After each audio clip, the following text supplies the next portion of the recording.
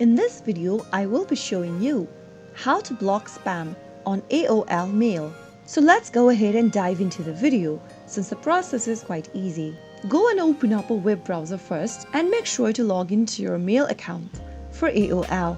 Once you end up in the main homepage for AOL mail, from the main inbox page, open up the email from the sender you would like to mark as a spam or block. You can also select multiple emails at once.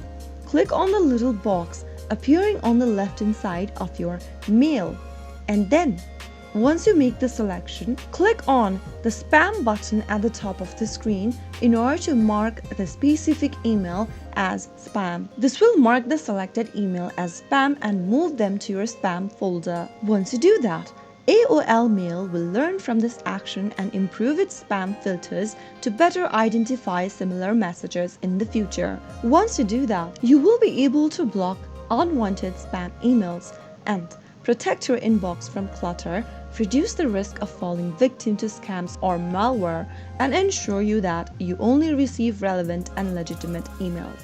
So that was how you can easily block a spam on AOL Mail in just a couple of minutes.